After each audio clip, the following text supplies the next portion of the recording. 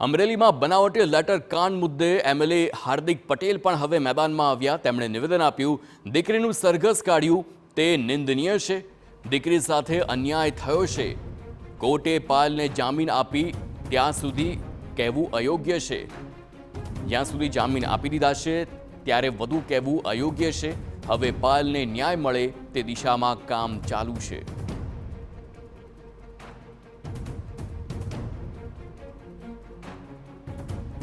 જે પ્રકારે અમરેલીમાં આપણે જોઈ રહ્યા છીએ લેટર બોમ્બની વાત અને પાયલ ગોટી જેની ધરપકડ થઈને પછી આખો જે વિવાદ થયો છે, તમને એવું લાગે છે કે આ જે મુદ્દો છે મુદ્દામાં ભાજપ જે છે એ બેકફૂટ પર રહી ગઈ છે? હું બહુ સ્પષ્ટ રીતે એવું માનું છું કે કાયદાની પરિભાષામાં જે થતું હોય એ પ્રક્રિયા ચાલતી હોય, પરંતુ એક દીકરીને જે સરઘસ કાઢવામાં આવ્યું એ હું એવું માનું છું કે નિંદનીય હતું, એ ન કરવું જોઈતું હતું। હા, એ કોઈ ક્રિમિનલ હિસ્ટ્રી સીટર હોય અને તમે કરો લોકોમાંથી ડર દૂર કરવા માટે તો બરાબર છે, પણ એનો કોઈ રોલ જ નથી, ખાલી ટાઈપિંગ કરવું એ માત્ર એનો રોલ નક્કી કરવામાં આવ્યો છે। એટલે હું વ્યક્તિગત રીતે એવું માનું છું કે દીકરીનું જે વરઘોડો કાઢ્યો એ નિંદનીય છે। બાકી કાયદાની પરિભાષામાં જે કામ ચાલતું હોય એ કરવું જોઈએ। તમે કોઈ ગુનેગાર હોય 307નો 302નો બલાત્કારનો અને તમે રોડ ઉપર એનો ડર કાઢવા માટે એને બે ધોકા મારીને પણ વરઘોડો કાઢો તો યોગ્ય છે, પણ દીકરી સાથે અન્યાય થયો છે ને હવે તો કંઈ કહેવા જેવું નથી, કેમ કે ગઈકાલે માન્ય કોર્ટે એને જામીન પણ આપી દીધા છે। એટલે કોર્ટ અને કાયદાની પરિભાષામાં બોલવું યોગ્ય નથી।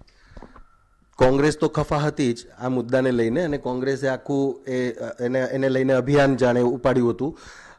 એ જ રીતે પાટીદાર સંગઠનો છે એમના વડા પણ ક્યાંક નારાજ છે કે ભાઈ આ જે પ્રક્રિયા છે એ પ્રક્રિયા યોગ્ય રીતે નથી થઈ। તમારું શું માનવું છે? મેં પહેલાં વાત કરી એ જ ફરીથી રિપીટ કરું કે કાયદાની પરિભાષામાં બોલવું યોગ્ય નથી, પરંતુ દીકરીનો વરઘોડો કાઢવો એનો કોઈ એવો કોઈ વિશેષ રોલ નહોતો, એ નિંદનીય છે।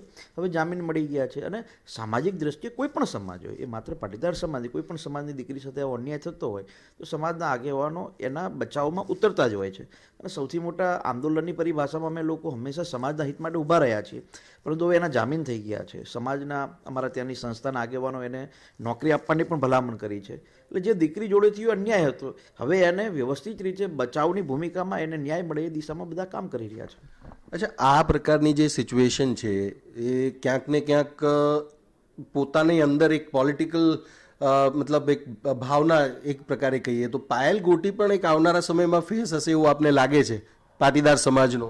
આવું બધું પોલિટિકલી રીતે આપણે વાતો કરીએ મીડિયાની, એ બહુ અલગ વાત છે। બિચારા એક સામાન્ય પરિવારની દીકરી છે, એનો રોલ એક ઓફિસની અંદર ટાઈપિંગ કરવાનો રોલ હતો અને એમાં બિચારીને આવી રીતે હેરાન પરેશાન કરી છે। હવે વાત રહી પોલિટિકલી રીતે એ શું કરશે શું નહીં, એ તો અત્યારથી કેમ કહેવું, કેમ કે જ્યારે અમે લોકો આંદોલન કરતા ત્યારે પણ તમે લોકો એવું કહેતા કે શું થશે શું નહીં, પણ સમય બધો બદલાતો હોય છે। એ જ વાતને જોતા આ પ્રશ્ન ભવિષ્યની ચિંતાઓ અને ભવિષ્યવાણી અત્યારે આપણે ન કરવી જોઈએ। રાજકોટમાં લેટર